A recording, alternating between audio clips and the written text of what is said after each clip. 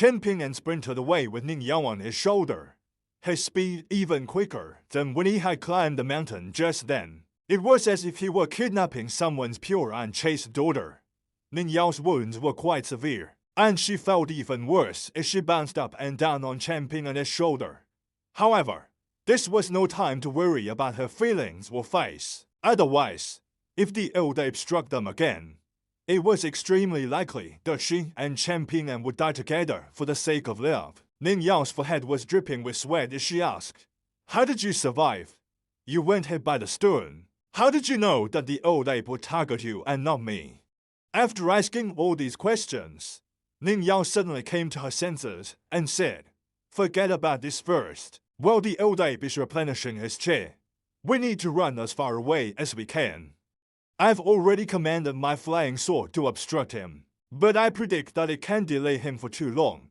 Chen Ping nodded gently, and he was as quick as the wind as he adeptly navigated the alleys. He was like a fish speeding through the water that after running far away from the west side of the small town. Chen Ping found the opportunity to quietly explain. "While we were fighting in Clay Valley, I tricked your old ape to jump on top of an old and run-down roof, causing him to fall into the house. While he was down there, I secretly tossed a small piece of broken towel onto the nearby roof. Sure enough, he thought that it was me being careless and revealing my position, so he suddenly tossed the towel over, breaking both the wall and the roof. That was truly terrifying.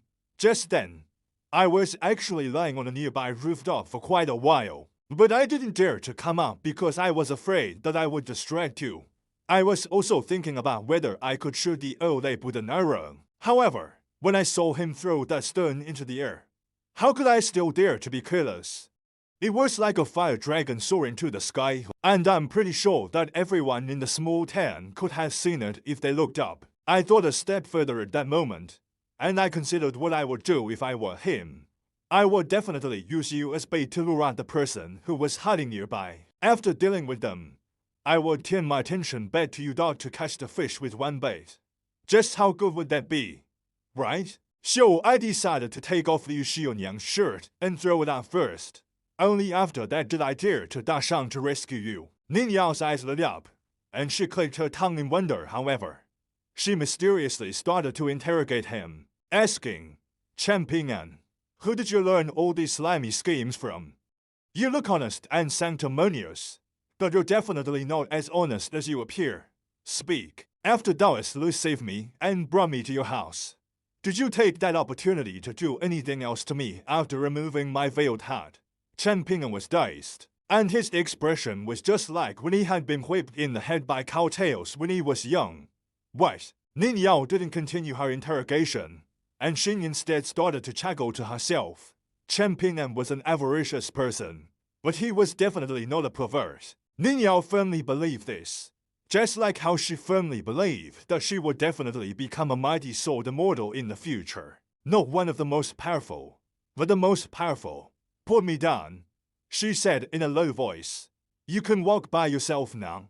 Chen Ping asked. "Not yet," Ning Yao replied begrudgingly. "But if you continue to run like this, even my heart and intestines are going to be shaken out by you. At that time, I might not be killed by the old ape's fist, but I'll instead be killed on your shoulder. The old ape will truly laugh himself to death if he hears about that." Chen Ping slowed down and said with a headache, "Then what should we do? Find somewhere nearby to hide. I actually wanted to leave the small town. There's a place that's not easy to find." Ning Yao suddenly recalled something, and she asked in curiosity, "Where's that wood and porcelain armor that you made by yourself? Why aren't you wearing it?" Chen Ping smiled bitterly and said, "It's not very useful against that old ape, and instead of helping, it will even slow me down, so I decided to take it off. Thankfully I did. Or else I don't know how I would have carried you away. I wouldn't have been able to carry you on my shoulder or back, nor would I have been able to carry you in my arms, though just thinking about it is giving me a headache." Ning Yao sighed before making up her mind and saying, "Chen Ping, put me down first, then carry me on your back to that place you mentioned." Chen Ping naturally didn't have any objections. He put Ning Yao down and shifted her onto his back without any hesitation before running off again. "Ning Yao, "Where's your saber? Why do you only have your saber scabbard?" he asked out with her arms wrapped around Chen Ping'an's neck. She huffed. "It's buried in the ground." Chen Ping'an didn't ask any more questions as he ran to an unfrequented place outside the small town. This was a desolate area that was scattered with tombs that no one visited anymore. Weeds covered the tombs, and they grew so thick that this place looked more like a vegetable garden than a burial site. They could hear the hoots of owls from time to time, and this made the surroundings appear even creepier. Fortunately, Chen Ping'an wasn't like the other children at his age, and he harbored a unique feeling toward this place. Thus, he didn't feel uncomfortable at all. After around 15 minutes, Chen Ping'an navigated through countless broken and collapsed statues with Ning Yang on his back, and he arrived behind the gigantic statue of a god that was collapsed and missing its head for some reason. Its body was 6 meters long, and one could imagine just how mighty and dignified it would have once appeared.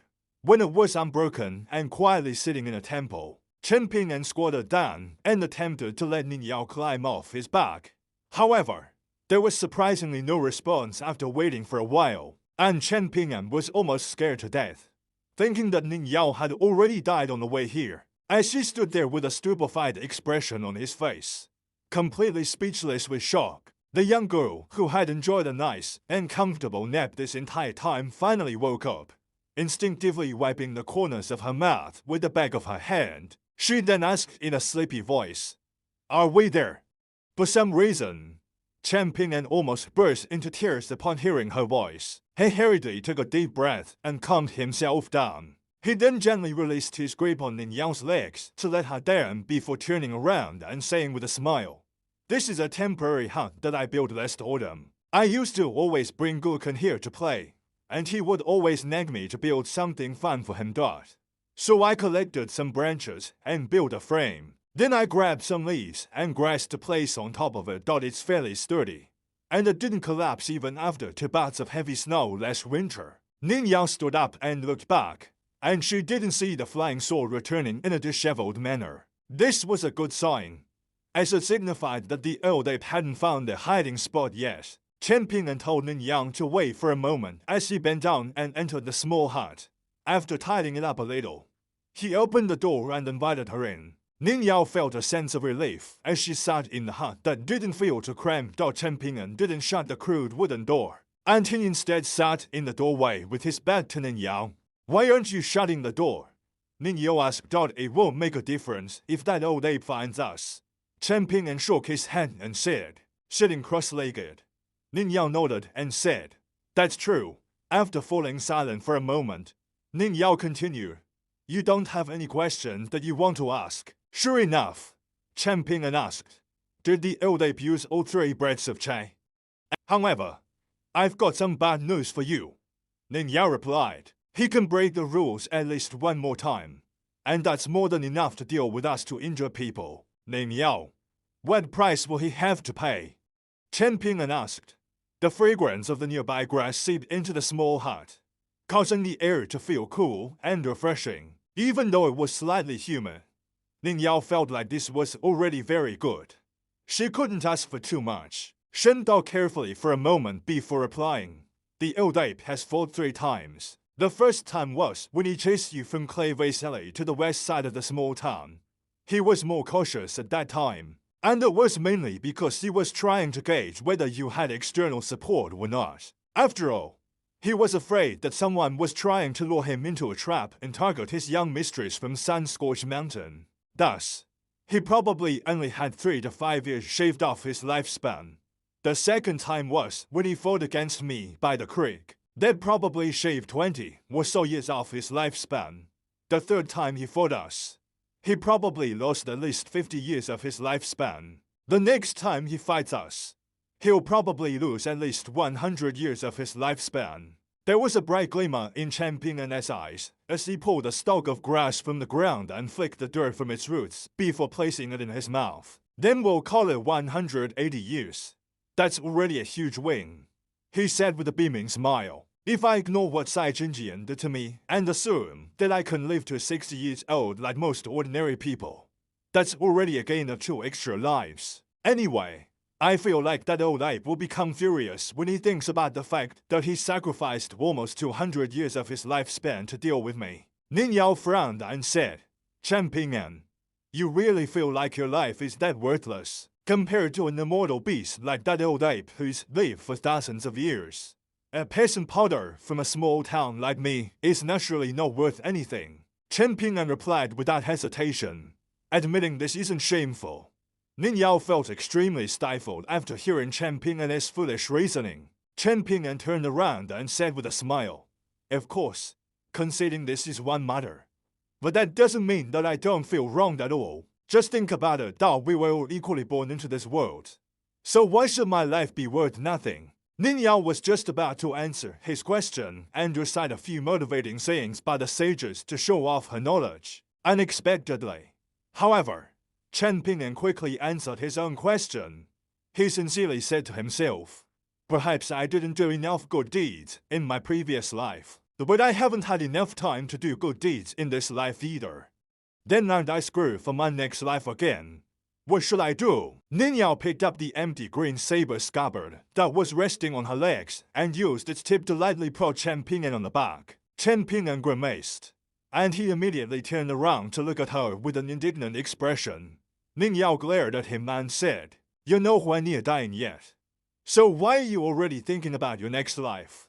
Chen Ping'an hurriedly raised a finger and gestured for her to be quiet. Ning Yao immediately shut up. Chen Ping'an shuffled forward a little, attempting to create some distance between himself and Ning Yao's saber scabbard. Ning Yao wanted to say something, but she didn't know whether she should dart in the end. She decided to tell Chen Ping'an the truth, saying in a hoarse voice, Chen Ping'an, have you ever considered this? Even though he's lost 180 years from his lifespan, what was the initial lifespan of this mountain-moving ape from Sun-Scorched Mountain? Gazing at the sky with his back to the young girl, Chen Ping'an replied with a shake of his head. How could he know about such a mysterious thing? He probably couldn't guess correctly even if he racked his brains as hard as he could. Some things were just like the bluestone slabs in Fortune Street and Peachleaf Alley. If Chen Ping'an had run over there to deliver letters, he would have never known that there existed road other than mud roads in the world. Ning Yao sighed and said, As descendants of ancient beasts born from the peculiar phenomenon of heaven and earth, the IQ points of these beasts are far inferior to those of us humans. As such, it's extremely difficult for them to cultivate. However, the good thing about this is that their vitality is eroded far slower than ours, and this allows them to enjoy extremely long lifespans. On the lower end, they can enjoy a lifespan of 500 years, while on the higher end, they can enjoy a lifespan of 5,000 years. Mountain-moving apes like to move around a lot, so if they don't cultivate, they naturally won't enjoy an excessively long lifespan. They naturally won't live for as long as tortoises and flat dragons. However, the mountain-moving apes used to be the dominant force in some region in the past, after all, so their lifespans can still reach up to 2,000 years. Moreover, this old ape has clearly mastered some mystical abilities already. So once he advances to the upper 5 tiers, combined with his 9th tier physique, it's possible that he can enjoy a lifespan of 3,000 years or even 4,000 years. To say nothing of just 2,000 years. Ning Yao looked at the slightly skinny boy in front of her and said, So don't feel like you've lived enough already. Chen Ping'an didn't say anything. Meanwhile, Ning Yao felt a little sad for him. The two of them fell silent.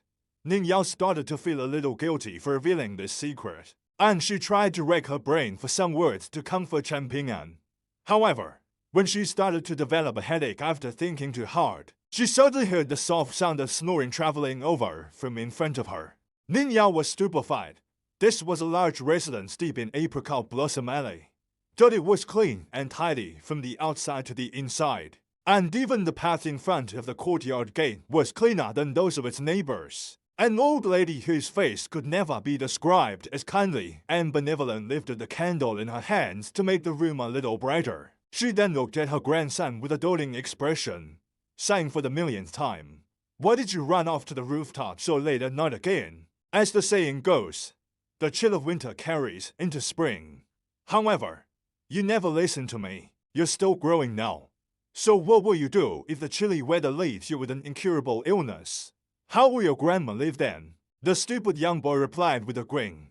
The old woman sighed as she sat down, saying, "Oh, my darling grandson, do you know, in the morning, that ungrateful brat suddenly came knocking for heaven knows what reason, with bags of big and small gifts in his hands. You went home at the time, so you weren't able to see his expression.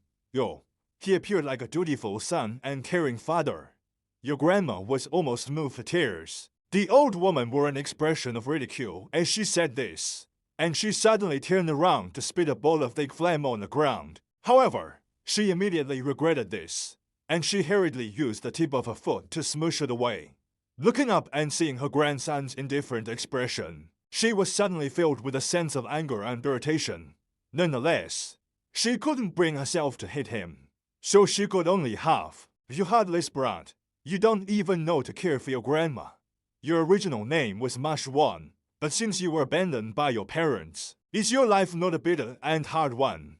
So grandma added the character Kuan to your name. If you feel like it's too unlucky, you can change it back in the future if you want. That it's nothing major.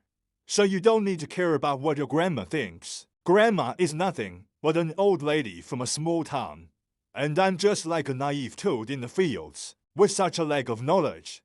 It almost serves me right to have such a difficult life." The old woman started to wipe away her tears. Ma Shuan reached over and placed a hand on his grandma's dry and bony hand.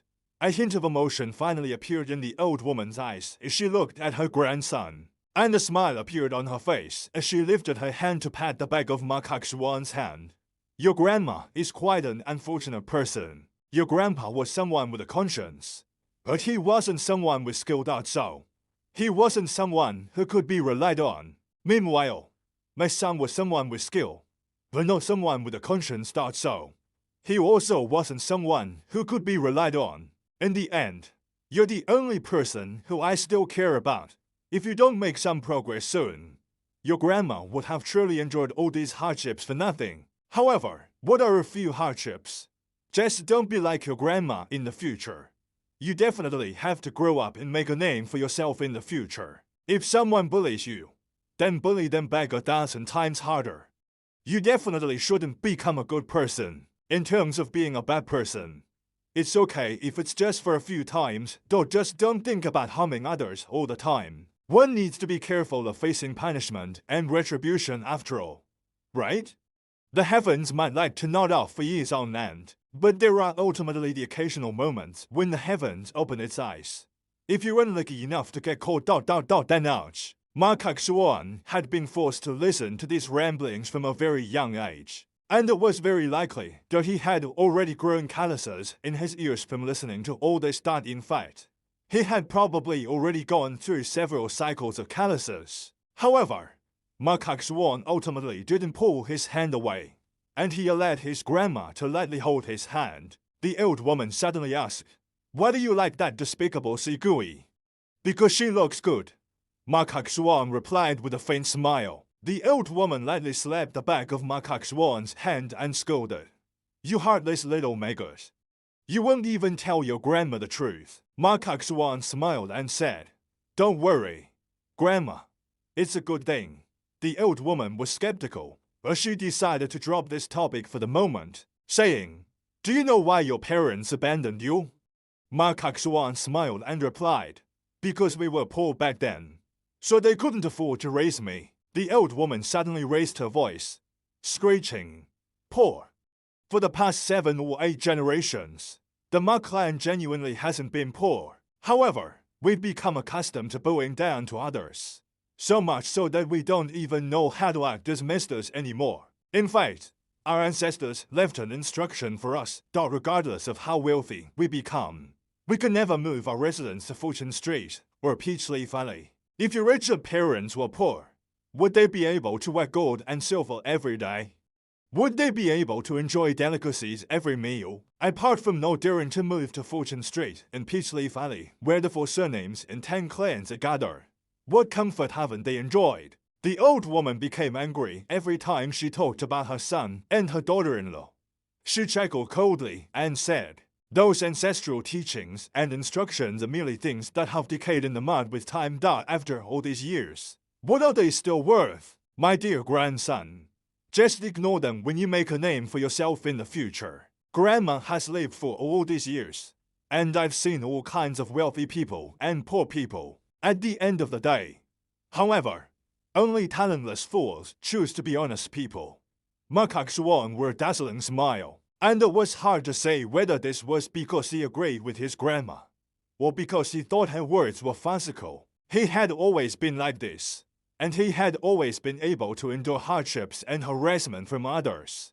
However, when he put his mind to something, he would become so stubborn that even his grandma couldn't persuade him otherwise. The old woman pondered for a moment before running over to see if the courtyard door was locked, till she then returned inside and sat back down, saying in a quiet voice, Macaque Xuan, don't think that your grandma has been acting strange all these years. Apart from being a midwife and offering charmed water to others, I've also shamelessly collected trash from others. However, everything that your grandma collected was an extremely valuable treasure.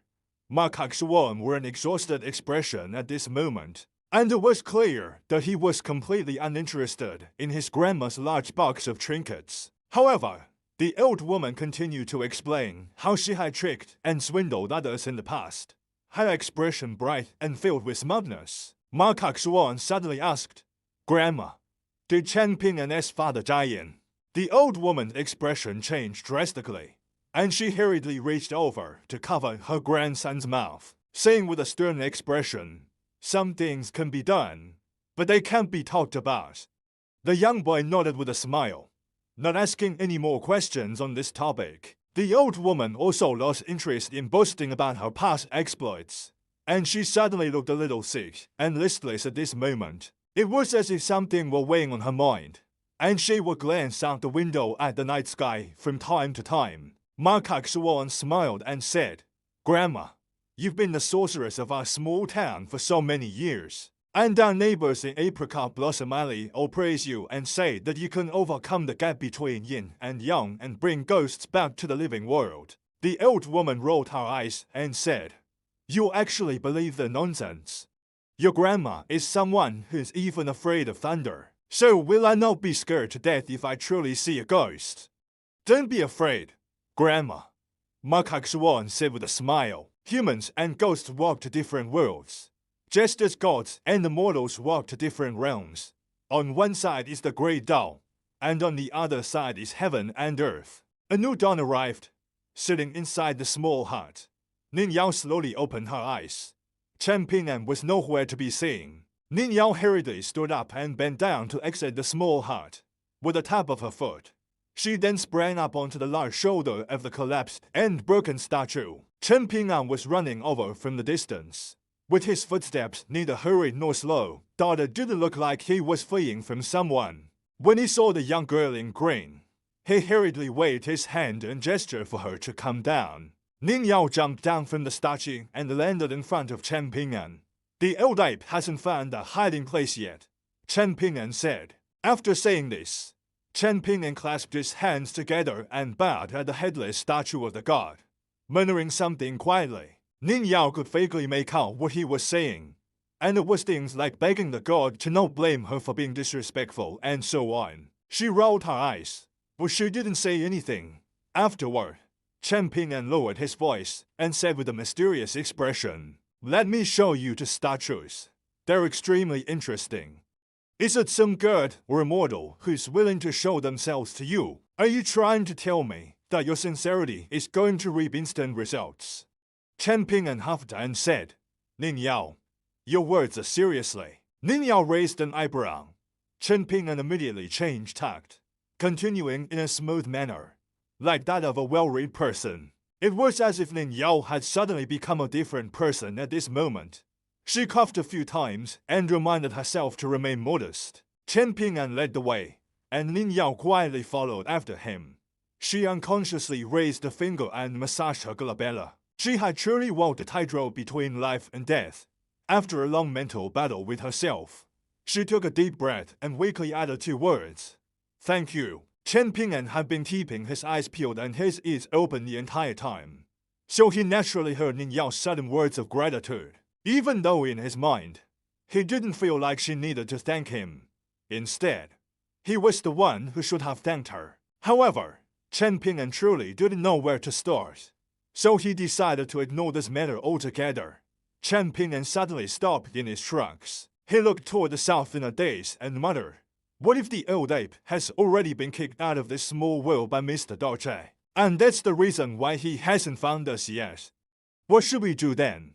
Ning Yao didn't know what to say to this. Chen Ping'an continued to walk forward, not showing any signs of feeling unwell.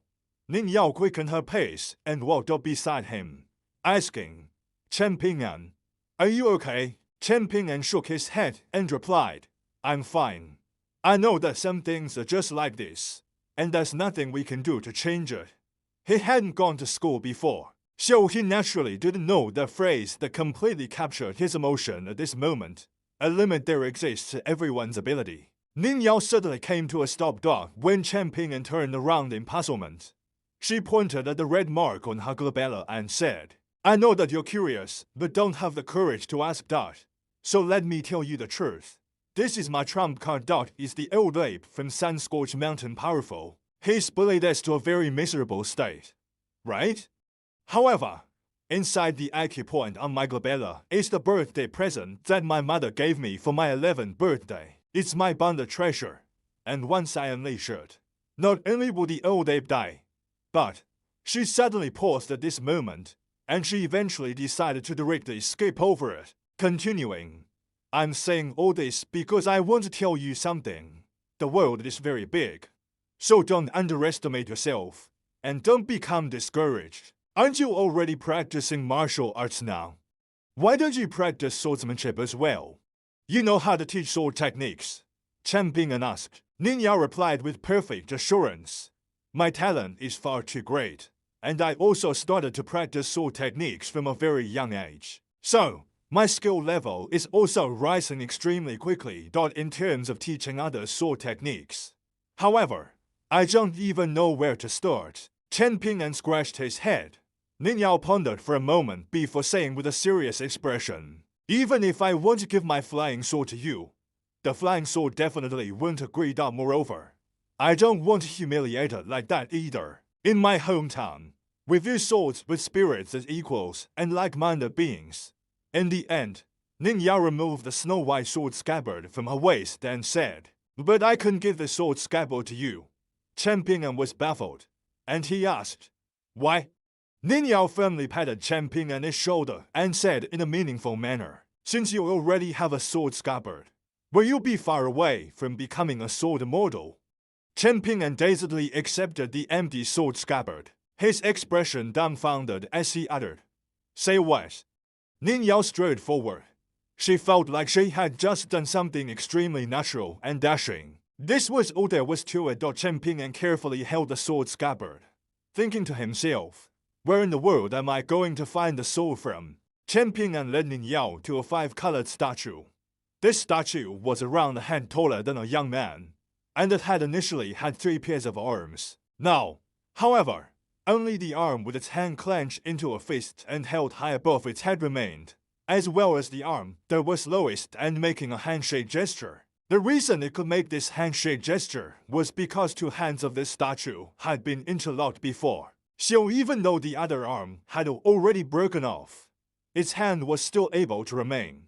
This 5-colored statue was that of an armored god with a large beard. His armor was impressive, with numerous scales interlocked in a flowing pattern. The perimeters of these scales were also decorated with 2 red threads, as well as plump red beads. In terms of looks alone, the gulf between this suit of armor and Liu Xianyang's ugly suit of war armor was like the gulf between Zigui and Granny Ma.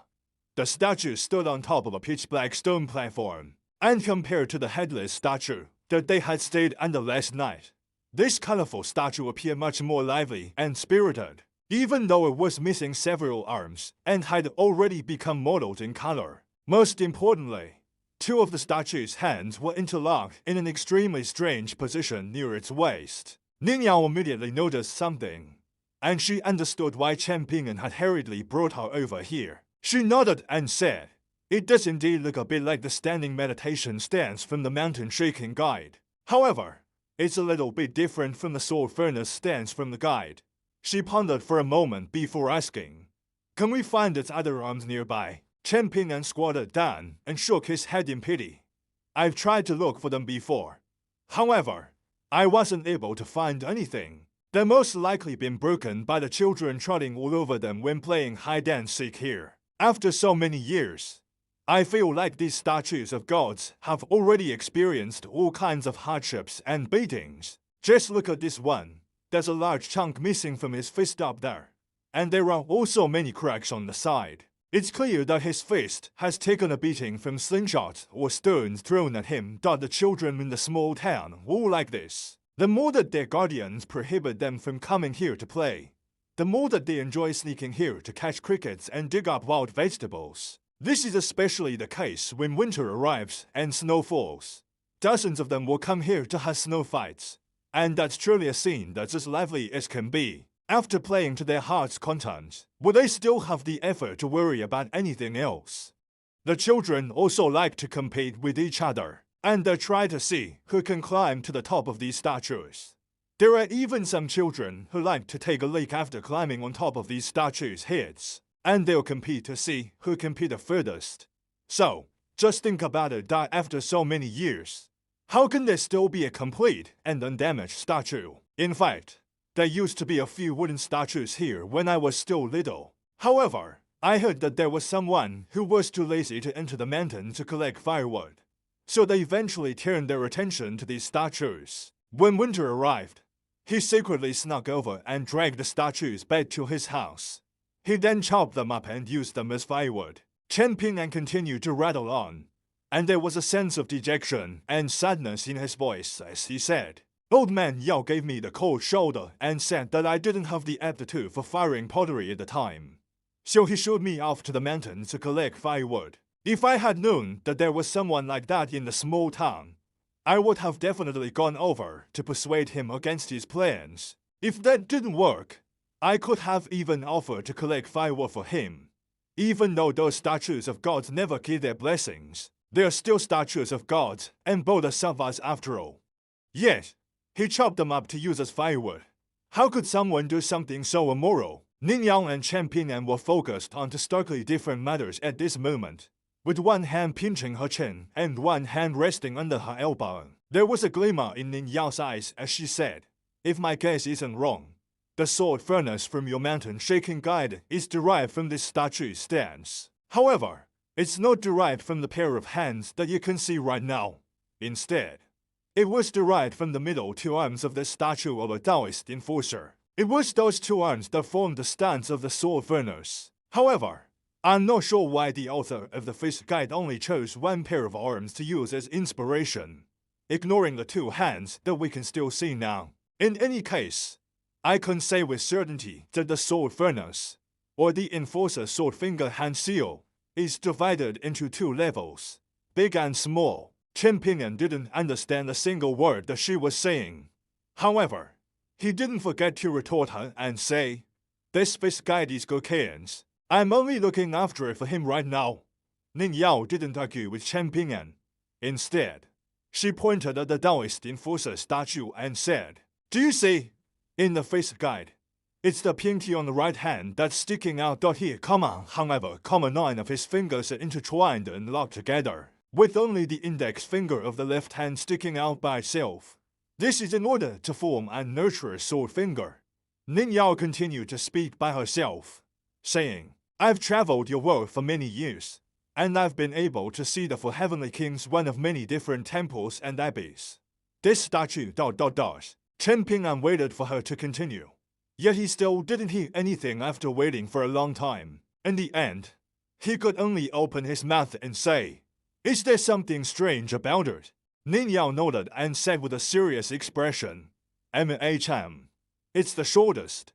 Chen Ping'an, who was squatting on the ground, didn't say anything. He simply raised a thumb at her. Ning Yao turned around and asked, "Have you seen any statues of Tao enforcers that are even taller than Cloud Drape Mountain over here?" "Of course not," Chen Ping'an replied. "However, He faltered for a moment before asking in puzzlement, "Cloud Drape Mountain over here?" Ning Yao came to a sudden realization, and she explained, "It's the tallest mountain in this place. It's said that a very long time ago, an enlightened person buried a heavenly master seal under Cloud Drape Mountain, using it to suppress the dragon chain in this small world." Chen Ping and his eyes lit up, and he said, "Do you know its approximate location? Can we dig it up?" Ning Yao smiled with squinted eyes and said, "What? You want to dig it up and sell it?" Chen Ping blushed slightly after being exposed, and he replied honestly, "Not necessarily sell it. When it comes to valuable items, even keeping them and passing them down as family heirlooms will be fairly nice." Ning Yao made a tapping motion at the young boy who had become engrossed in material wealth, and she scoffed, "If you found the sect in the future, your avaricious and miserly nature will definitely ensure that everyone in your sect has enough to eat and drink and wear for the rest of their lives. They can just lie down and enjoy life." Chen Ping wasn't thinking that far ahead. As for founding a sect or whatnot, he more so didn't understand what Ning Yao was saying. He stood up and asked, "Regardless of whether it's big or small, is the remaining stance of this statue also a type of sword furnace?" Ning Yao nodded and replied, "The big sword furnace and the small sword furnace are categorized by the left or right hand. However, what's being nurtured most certainly isn't the index finger of the left hand or the pinky finger of the right hand. Instead, we need to draw a trace up all the way until ... Ning Yao closed her eyes and focused her attention at this moment. In fact, she could sense these locations even if she didn't form a hand seal and enter the standing meditation stance. She opened her eyes and curled her fingers, pointing to two locations on the back of her head, the Jade Pillow acupoint and the Celestial Pillow acupoint. These acupoints were indeed suitable locations for nurturing one's bonded flying sword. Ning Yao smiled and said, "The sword furnace of the left hand corresponds to here, and the sword furnace of the right hand points to here." Chen Ping was baffled, and he said, "Ning Yao, I've always wanted to ask you something. You say that the sword furnace relates to the standing meditation of the fist technique, but how does twisting my fingers around relate to practicing a fist technique? Can it increase my strength?" Ning Yao was stupefed. It was truly far too difficult for her to explain martial arts in fine detail. After all, she had easily overcome all of the obstacles that she had faced. Did these boring principles really need to be explained? Were they not naturally learned and easily understandable? Thus, Ning Yao wore a stern expression and said, "If you haven't reached a suitable tier yet, telling you about this will be a waste of my breath. Just put your head down and work harder. Why? It's too tiring and challenging for you." Chen Ping was slightly skeptical, and he carefully asked, "Ning Yao, is it truly like this?" Ning Yao crossed her arms before her chest, her expression proper and righteous as she said, "What else could it be like?" Chen Ping didn't continue to pester her about this topic. He looked up at the colorful statue that Ning Yao referred to as the Taoist enforcer, and he said, "So, this isn't a model from the same teaching as Taoist Lu ...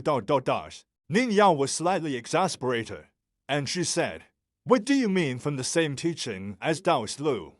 First of all, even though it's called the Taoist teaching, this teaching definitely doesn't mean the same thing as family too.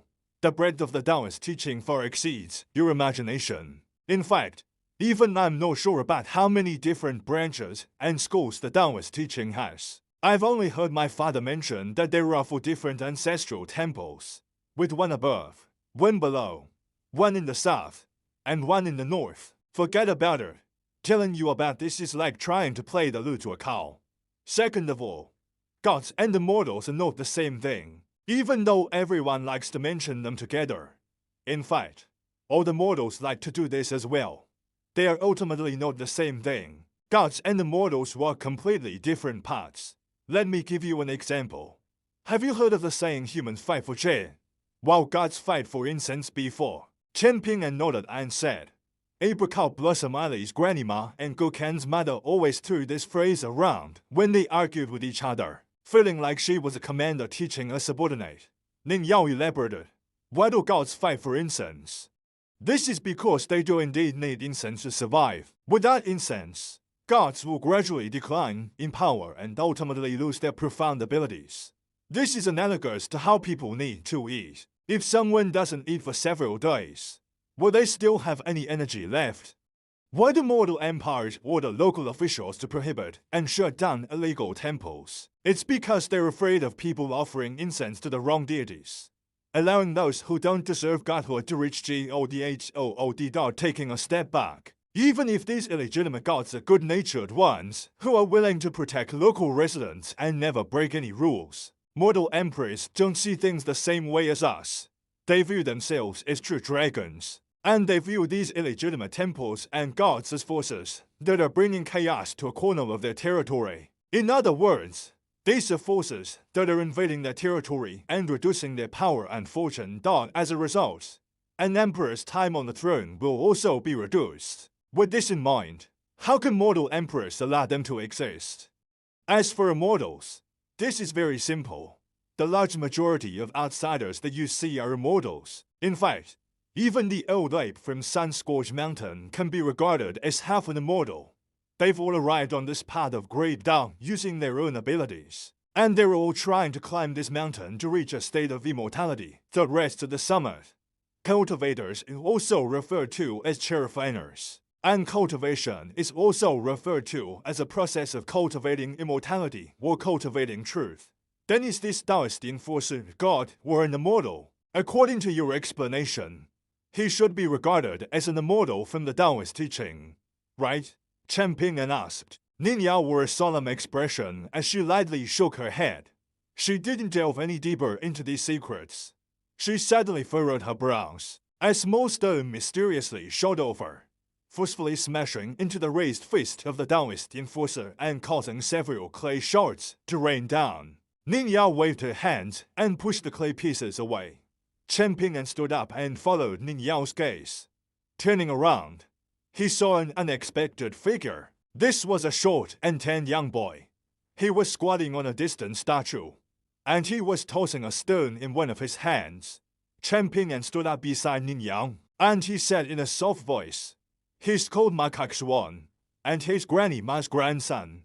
He's a very strange person, and he's never liked to talk from a very young age. The last time I saw him by the creek, he even came up to me and actively spoke to me. Thought it was clear that he already knew the value of the snake gold pebbles." Macaque Xuan stood up and continued to toss the stone in his hand. He flashed a brilliant smile at Ning Yao and Chen Ping'an, and he said, "If I go to the Li clan's residence in Fortune Street and tell that old ape from Sun-Scorched Mountain that I found you too, I reckon that I'll be able to earn a patch of copper coins no matter what. However, I can pretend that I didn't see anything if you two are willing to offer me 2 bags of copper coins. Let me say this first, though, this is merely a transaction, so don't have any thoughts about trying to kill me. There are so many gods and bodhisattvas observing us, so be careful of getting bad karma." Ning Yao was quite angry, and she was just about to speak. However, Chen Ping'an pulled her back and stepped forward, saying to Macaque Xuan in a solemn voice, "Will you really uphold your end of the deal if I give you 2 patches of copper coins?" Macaque Xuan faltered slightly, and it was as if he hadn't imagined that Chen Ping'an and Ning Yao would be so open to negotiation. To his surprise, they were genuinely trying to make a deal with him. However, he couldn't be bothered acting anymore, and he retrieved an exquisite money pouch from his pocket before casually tossing it to the ground. He smiled and said, "I've already received payment from the Li clan. However, I didn't do this for the sake of money." Chen Ping'an from Clay Valley, Song Jixun's neighbor. Correct. If you want to blame someone, then blame the girl next to you for being too detestable. She ruined a lot of people's plans and grand schemes yesterday. Macaque Xuan pursed his lips and pointed at himself, saying, "For example, mine." Chen Ping'an scanned the surroundings. Macaque Xuan looked at Ning Yao and said with a smile, "Don't worry. That old ape has something to deal with right now. Taking this opportunity, I wanted to ask you for something. You already know what it is.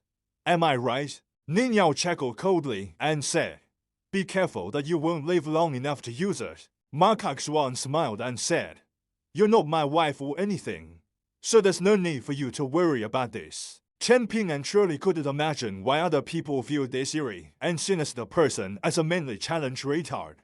Ning Yao wore a dark expression, and she bumped Chen Ping on his shoulder before saying in a soft voice, "After arriving near here, my flying sword isn't able to enter for some reason." Macaque Swan shifted his gaze slightly, cracking a grin at Chen Ping and saying, "Your battle on the rooftops yesterday was enthralling. I managed to witness it by coincidence, Dado." "That's right. You can remove the patches of sand on your legs now. Otherwise, you won't be able to catch up to me." Sure enough, Chen Ping squatted down and slowly rolled up his pants legs. However, his eyes remained locked on Macaque Swan the entire time. Only at this moment did Ning Yao surprisingly discover a patch of sand wrapped around each of Chen Ping's calves. Chen Ping explained to her, "When I was little, Grandpa Yang from the Yang family's medicine shop told me to never remove these patches of sand. I initially planned to remove them to deal with the old ape's footprint of Chen. However, I feel like now is a fairly suitable time to remove them as well. It's also because I have a nagging feeling that Macaque Swan is just as dangerous as that old ape." Macaque Swan deftly jumped down from the statue, and he took a glance at the young girl in green before muttering to himself, "I thought I would only come across my first down enemy after leaving the small town. Who knew I would meet one so quickly? Haha, I truly can't stop my good fortune." Ning Yao suddenly asked Chen Ping, "Was he also whipped in the face by cowtails when he was little?" Chen Ping stood up and lightly stomped his feet several times. After carefully thinking over Ning Yao's question, he replied, "Granny Ma's very rich, so in my memory, the cows that they owned were all especially large. It was truly terrifying when they started to swing their tails around." When Chen Ping stood up, Macaque Swan squatted down again, scooping up a handful of stones in his left hand. In the end, the young boy from Clay Valley and the young boy from Apricot Blossom Alley faced each other from afar.